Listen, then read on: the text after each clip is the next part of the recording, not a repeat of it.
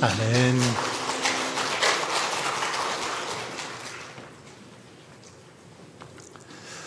무슨 자극이나 작용을 받아서 나타나는 어떤 현상, 이것을 반응이라고 합니다. 영어로 리액션이라고 하죠. 이 반응은 이렇게 상대방이 예를 들어서 재미있는 이야기를 해주면 재미있어 해주고, 또 감동적인 이야기나 또는 뭐 가슴 아픈 이야기를 해주면 함께 감동을 받고 함께 아파해 주는 걸 반응이라고 합니다. 이 반응은 우리 인간관계 속에서 굉장히 중요합니다. 반응을 잘 해주면 관계가 좋아지기 때문이죠. 상대방이 이렇게 반응을 잘 해주면 얘기하는 사람이 더 이야기를 하고 싶습니다. 그런데 재미있는 이야기를 해도 그냥 시큰둥하고 들은 척 만 척 하면 더 이상 얘기를 하고 싶지 않습니다. 예를 들어서 뭐 단톡방, 이 카카오톡 단톡방에 누군가 글을 이렇게 올리면 댓글을 잘 달아줘야 됩니다. 뭐 웃음 표시도 해주고 감사하면 감사하다, 이런 표현을 잘 해줘야 됩니다. 그런데 그냥 아무런 반응이 없으면 글을 올린 사람이 괜히 좀 무안하기도 하죠. 이 댓글, 이것을 잘 달아줘야 된다는 거죠. 젊은이들 가운데는 이렇게 아무 반응이 없는 것을 익십이라고 합니다. 읽고 씹었다. 읽고 나서 아무 대꾸도 안 해서 읽고 씹었다 해서 익십이라고 하는데, 익십을 해서는 안 됩니다. 반응을 잘 해줘야 되죠. 그래야 글을 올리는 사람도 기분이 좋고 또 그 단톡방도 운영이 잘 되는 것을 볼 수 있습니다. 뭐 제가 이렇게 말하면 지역을 좀 뭐 폄하하는 발언일까 싶어서 걱정이 되기도 합니다만은, 충청도 사람들 대부분 좀 반응이 늦은 편입니다. 제가 충청도에서 이렇게 사역을 하다 보니까 대체적으로 좀 반응이 늦습니다. 왜 그럴까? 왜 이들의 반응이 좀 늦을까? 곰곰이 생각을 해보니까 아마도 이 삼국시대부터 이렇게 내려오는 어떤 역사 때문이 아닐까, 역사적인 어떤 문화 때문이 아닐까, 이런 생각이 듭니다. 고구려가 이렇게 전성기일 때는 이 충청도 지역이 고구려 땅이었습니다. 신라가 전성기 때는 신라 땅이 되고, 백제가 전성기 때는 백제 땅이 됩니다. 그러니까 이 지역 사람들은 늘 가운데 껴서 이렇게 눈치를 봤습니다. 그래서 좀 고구려가 우세한 것 같으면 고구려 편을 들고, 신라가 우세한 것 같으면 신라 편을 들었던 거죠. 늘 이 눈치 보는 것이 좀 습관이 되어 있습니다. 그래서 바로 대답을 하지 않고 조금 분위기를 봐서 우세한 쪽에 이렇게 편을 드는 그런 모습들이 있습니다. 그렇기 때문에 이 뭐 선거를 하게 되면 늘 이 충청도 사람들 마지막까지 눈치 작전을 하다가 이렇게 표를 찍는 그런 모습도 볼 수 있습니다. 그래서 이 충청도에서는 설교 시간에 재미있는 이야기를 하거나 또는 뭐 감동적인 이야기를 해도 반응이 늦습니다. 반응이 늦어요. 그래서 뭐 아멘도 잘 안 하고 가만히 멍하니 있다가 집에 가서야, 그때서야 감동이 와서 막 웃고 그때서야 아멘을 하는 그런 경우들도 있다라는 거죠. 그래서 이 유행도 보면 서울에서 이렇게 유행이 쭉 먼저 부산이나 광주로 내려갑니다. 그 다음에 그 유행이 다시 대전으로, 제일 나중에 이렇게 유행도 따라오는 그런 모습을 볼 수 있습니다. 이렇게 반응 속도가 좀 늦다 보니까 뭐 그것 때문에 손해보는 경우들도 종종 있는 걸 볼 수 있습니다. 늦다 보니까 기회를 놓쳐버리죠. 좀 빨리 반응을 해서 이렇게 하면 어떤 기회를 잡을 수 있는데, 늦어버리는 경우들이, 놓쳐버리는 경우들이 많이 있습니다. 여러분, 그런데 이 반응 속도보다 더 중요한 것이 있습니다. 뭘까요? 이 반응 속도보다 더 중요한 것은 반응 태도입니다. 반응 태도이죠. 어떤 일이나 말에 대해서 어떻게 반응하느냐, 어떻게 그것을 받아들이느냐에 따라서 복된 삶을 살 수도 있고 그렇지 않을 수도 있기 때문이죠. 어떻게 반응하느냐에 따라서 구원을 받을 수도 있고 멸망할 수도 있기 때문입니다. 오늘 본문은 하나님께서 천사를 통하여 죄악이 관영한 소돔과 고모라 성의 심판을 선언하시는 그런 내용이죠. 심판을 경고받은 사람들, 경고받은 이 사람들의 모습을 보면 각기 이렇게 다르게 반응하는 그런 모습을 볼 수 있습니다. 이 시간에는 이들의 그 반응의 모습을 보면서 함께 은혜를 나누고자 합니다. 먼저 이 아브라함의 반응에 대해서 살펴보겠습니다. 하나님의 그 심판의 경고의 말씀, 메시지가 주어졌을 때 아브라함, 믿음의 사람 아브라함은 어떻게 반응하고 있습니까? 오늘 본문 앞에 나오는 18장 17절에 보면 하나님께서는 아브라함에게 내가 하려는 것을 아브라함에게 숨기겠느냐라고 하시면서 소돔과 고모라 성의 심판을 맨 먼저 이렇게 아브라함에게 천사를 통해서 알리고 있는 걸 볼 수 있습니다. 아브라함에게 제일 먼저 이 심판할 것을 알리죠. 이때 아브라함 어떻게 반응하고 있습니까? 이 소리를 들은 아브라함의 반응이 어떻습니까? 18장 22절 이하에 보면 하나님의 이 뜻을 알게 된 아브라함, 하나님의 말씀을 받게 된 아브라함은 곧바로 이 소돔과 고모라 성을 위해서 기도하기 시작하는 걸 볼 수 있습니다. 이 소돔과 고모라 성을 멸망할 것이다, 멸망시킬 것이다, 심판하실 것이다 라고 말씀이 주어졌을 때 곧바로 아브라함은 그 성을 위해서 기도하기 시작했다라는 것입니다. 아브라함은 하나님께 가까이 나아가서 주께서 의인을 악인과 함께 멸하려 하시나이까? 성중에 의인 50명만 있어도 용서해 주십시오 라고 기도하죠. 그렇게 기도하기 시작해서 의인 45명, 40명, 30명, 20명, 10명까지 계속해서 기도하고 있습니다. 이 10명만 있어도 이 성을 용서해 주십시오, 멸하지 마십시오 하고 그렇게 간절히 하나님 앞에 기도하고 있는 모습을 볼 수 있습니다.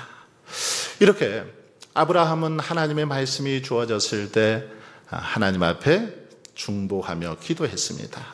보통 사람들은 뭐 자신의 이 문제에 관해서도 기도하지 않는데 아브라함은 자신의 문제를 뛰어넘어서 그것도 성 안에 그 의인의 도성이 아닌 악인의 도성이었던 이 소돔과 고모라 성, 그들이 멸망하지 않도록 그 성을 위해서 그렇게 기도하는 걸 볼 수 있습니다. 특히 아브라함은 하나님 앞에 기도할 때 겸손하게 기도하고 있는 모습을 우리는 발견할 수 있습니다. 18장 27절에 보면 나는 티끌이나 재와 같사오니 감히 주께 아뢰나이다. 나는 티끌이나 재와 같습니다. 감히 주께 아뢰나이다. 이렇게 기도했습니다. 아브라함은 자기를 그냥 티끌, 아주 작은 티끌이나 쓸모없는 재와 같은 그런 존재다, 그런 자신이 감히 아뢰 수 없지만 하나님 앞에 아뢰다라고 그렇게 기도하고 있습니다. 이것은 아브라함이 자신이 얼마나 나약하고 부족한 존재인지를 잘 알고 있었기 때문이죠. 하나님 앞에서 자신은 정말 쓸모없는 그런 존재라는 사실을 알았기 때문입니다. 그래서 감히 아뢰 수도 없고 하나님께 나아갈 수도 없는 그런 처지이지만 하나님의 은혜를 힘입어 지금 감히 이렇게 하나님 앞에 기도한다라고 기도하는 모습을 볼 수 있습니다. 그러니 여러분, 하나님께서는 이런 아브라함이 사랑스러울 수밖에 없었습니다. 귀하게 보일 수밖에 없었던 거죠. 그래서 하나님께서는 아브라함이 스스로 이 중보 기도를 멈출 때까지 계속해서 이 아브라함에게 다 양보해 주죠. 아브라함이 하자는 대로 계속해서 의인 50명에서 45명, 40명, 30명, 20명, 10명이 될 때까지 계속해서 양보해 주고 있는 걸 볼 수 있습니다. 여러분, 이처럼 아브라함은 소돔과 고모라 성의 이 멸망의 소식을 듣고, 경고를 듣고 먼저 하나님 앞에 기도했다라는 것입니다. 왜 이 성을 심판하느냐, 왜 멸망시키려 하느냐 따지지 않았습니다. 원망하지도 않았습니다. 하나님의 뜻임을 깨닫고 하나님 앞에 기도하기 시작했다라는 것입니다. 멸망하는 영혼들을 위해서 기도했죠. 자신들의 어떤 자신의 안위나 유익을 위해서 기도한 것이 아니라 죽어가는 영혼들, 그들을 위해서 간절히 기도하고 있는 아브라함의 모습을 볼 수 있습니다. 아브라함의 이런 반응으로 인해서 어떤 역사가 일어납니까? 모두 다 죽을 수밖에 없는 그런 상황 속에서 조카 롯과 그리고 그의 두 딸이 구원을 받게 됩니다. 아브라함의 믿음의 기도로, 아브라함의 중보 기도로 인해서 조카 롯과 그의 두 딸이 구원을 받는 역사가 일어났다라는 것입니다. 29절을 보시면 그 이유에 대해서 이렇게 설명하고 있습니다. 하나님이 그 지역의 성을 멸하실 때, 곧 롯이 거주하는 성을 엎으실 때에 하나님이 아브라함을 생각하사 롯을 그 엎으시는 중에서 내보내셨더라. 여러분, 무슨 말입니까? 이 말은 아브라함의 이 중보 기도 때문에 롯을 살려주셨다라는 거죠. 아브라함의 간절한 믿음의 기도 때문에 그를 구원해 주셨다라는 것입니다. 아브라함의 기도를 생각하사 롯을 멸망하지 않고 구원해 주셨다라는 거죠. 그렇습니다. 한 사람 아브라함의 믿음의 반응, 즉 그의 중보 기도 때문에 멸망할 수밖에 없었던 롯과 그의 두 딸이 구원을 받게 되었습니다. 믿음의 반응, 때에 맞는 이 아브라함의 적절한 반응 때문에 죽어가던 영혼이 살아나는 역사가 일어나게 되었던 것입니다. 여러분, 그러므로 저와 여러분도 하나님의 말씀 앞에 이 아브라함처럼 그렇게 반응할 수 있기를 바랍니다. 하나님의 말씀 앞에 그냥 무반응하거나 잘못된 반응이 아니라 믿음의 반응을 할 수 있기를 바랍니다. 그래서 여러분의 반응을 통해서 죽어가는 생명들이 살아나고 멸망하는 사람들이 구원을 얻는 놀라운 그런 역사가 일어날 수 있기를 바랍니다. 두 번째로 우리는 롯의 그 사이들의 반응을 살펴볼 수 있습니다. 14절에 보시면 롯은 천사들이 시키는 대로 딸들과 그리고 결혼할 그 사이들에게 그렇게 말합니다. 하나님께서 이 성을 멸하실 터이니 너희는 일어나 이곳에서 떠나라. 딸과 그리고 이제 결혼할 사이들에게 이렇게 지금 롯이 말하고 있죠. 자, 그런데 롯의 사이들은 어떻습니까? 롯의 사이들은 이 장인 롯의 말을 농담으로 들었습니다. 14절 후반절을 한번 보십시오. 그의 사이들이 농담으로 여겼더라. 롯은 지금 심각하게, 야, 너희들 지금 바로 당장 떠나지 않으면 이 성 심판받아서 멸망한다. 그러니 빨리 떠나거라. 그렇게 간절한 마음을 가지고 아마 이야기했을 것입니다. 그런데 롯의 사이들은 이것을 농담으로 여겼다라고 그렇게 성경은 기록하고 있습니다. 여기서 이 농담이라는 말은 비웃다, 희롱하다라는 그런 의미를 가지고 있습니다. 비웃었다라는 거죠. 장인이 얘기하는데 사이대 사람들이 비웃었습니다. 희롱했다라는 것입니다. 다시 말하면 장인인 그 롯의 말을 귀담아 듣지 않고 무시해 버린 거죠. 그들은 아마도 에이 뭐 심판은 무슨 심판, 무슨 뭐 마른 하늘에 나베락도 유분수지, 이런 날에 무슨 유황불이 하늘에서 내려, 그런 일 없어. 아마도 저 장인이 나이가 들더니 판단력이 흐려졌나 봐. 그러면서 오히려 웃고 희롱했다라는 것입니다. 여러분, 그런데 우리 주변에도 보면 이 롯의 사이들처럼 하나님의 말씀을 이렇게 받는 사람들이 있는 것을 볼 수 있습니다. 하나님께서 말씀을 하심에도 불구하고 전혀 귀담아 듣지 않습니다. 우습게 생각하죠. 농담처럼 생각하더라는 겁니다. 여러분, 그러나 하나님이 농담하시는 분입니까? 성경 66권 어디를 펴봐도 하나님이 농담하신 내용이 없습니다. 절대로 농담하시는 분이 아닙니다. 그러므로 우리는 하나님의 말씀을 정말 귀를 기울여서 잘 들어야 되는 줄 믿습니다. 잘 들을 때 우리가 복을 받고 정말 하나님의 은혜를 누릴 수 있죠. 그러나 그냥 농담으로 여기고 잘못 듣게 되면 결국 비참한 결과를 초래할 수밖에 없는 것입니다. 여러분, 신앙이란 실험해 보고 믿는 것이 아니라 믿음으로서 실험해 보는 겁니다. 믿음으로서 실험을 해보는 거죠. 때문에 말씀이 선포되면 그 말씀을 가지고 이것이 맞네 틀리네 따지는 것이 아니라 그 말씀을 믿음으로, 그 말씀에 순종하는 것입니다. 말씀에 순종하는 거죠. 순종함으로 그 말씀이 어떻게 이루어지는가를 체험해야 된다라는 것입니다. 하지만 안타깝게도 지금 이 순간에도 많은 사람들이 롯의 사이들처럼 말씀을 우습게 여깁니다. 하나님의 말씀이 선포되지만 그 말씀을 건성으로 듣습니다. 이들은 복음을 무시하고 업신여기다가 스스로 멸망을 자초하고 구원받을 기회를 놓쳐버리게 되는 것이죠.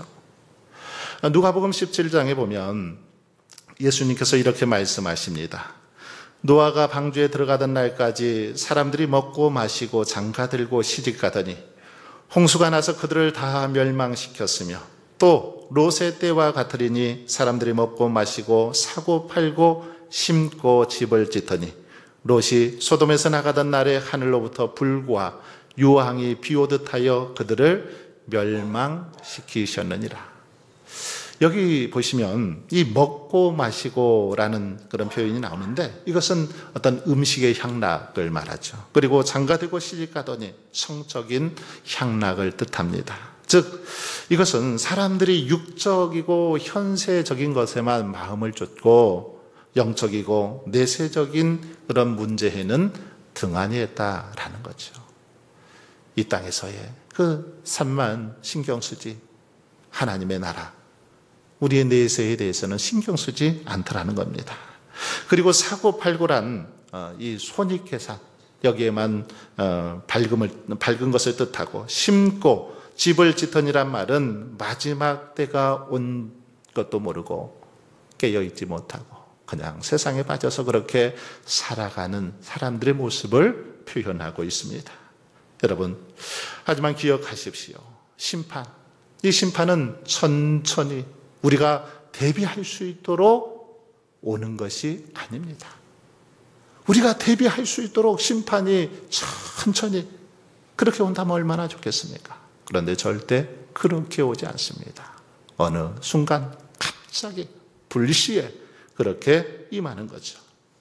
1945년 8월 14일 히로시마에 이 원자 폭탄이 투하되기 전에 B-29기가 8월 6일부터 이렇게 계속 공중을 돌아다니면서 그 전단지를 뿌렸습니다. 전단지 내용은 이제 원자 폭탄을 투하할 테니까 빨리 피하십시오. 8월 6일부터 계속 이 전단지를 뿌리면서 그렇게 날아다녔습니다. 3번이나 경고를 했죠. 그런데 어떻습니까?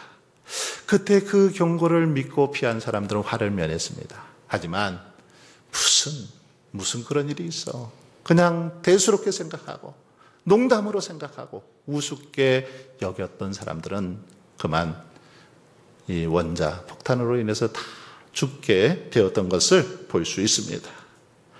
여러분, 오늘 우리는 어떻습니까? 우리는 하나님의 말씀 앞에 어떻게 반응을 하고 있습니까?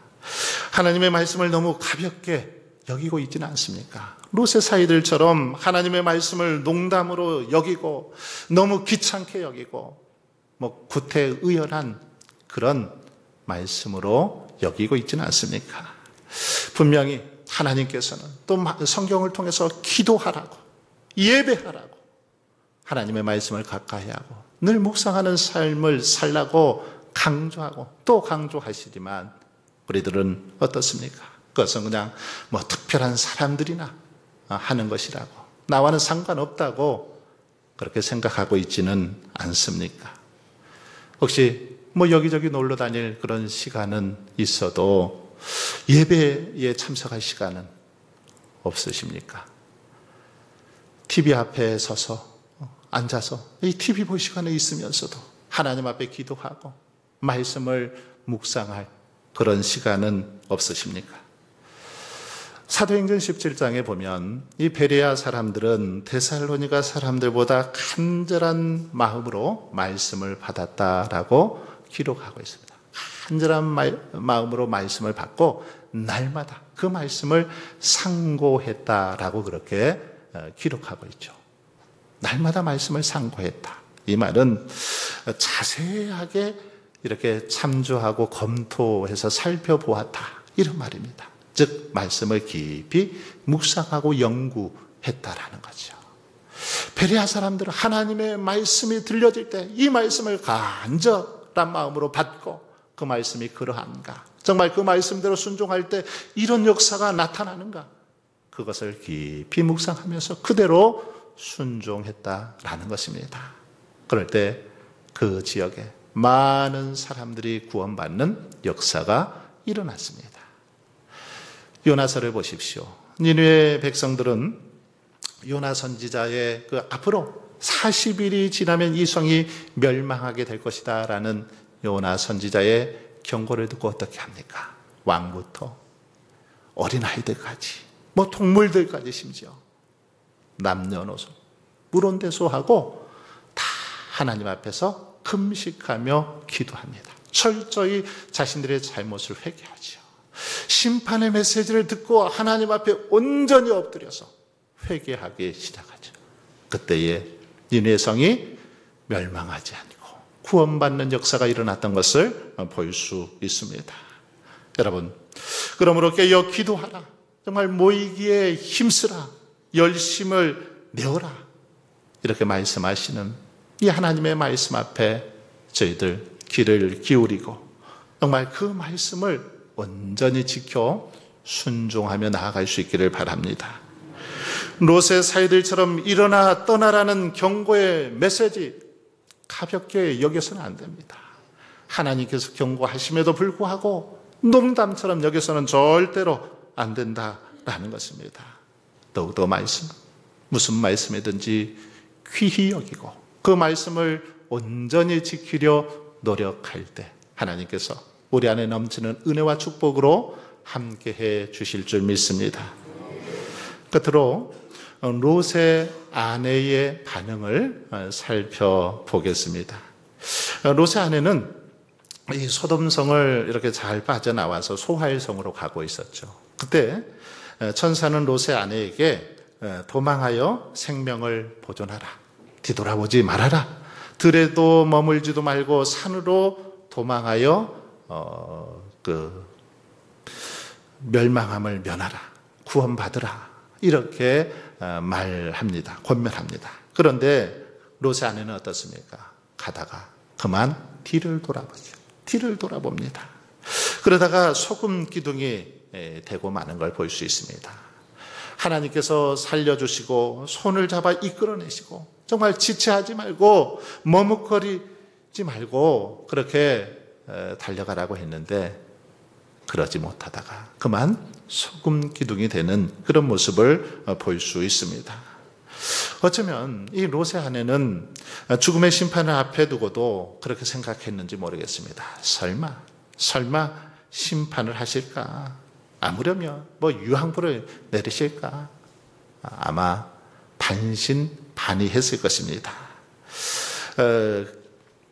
그래서 어쩌면 이 그녀의 몸은 이 소돔성을 빠져나와서 도망하면서도 마음은 소돔성을 향하고 있었죠. 여전히 소돔성에 있었습니다.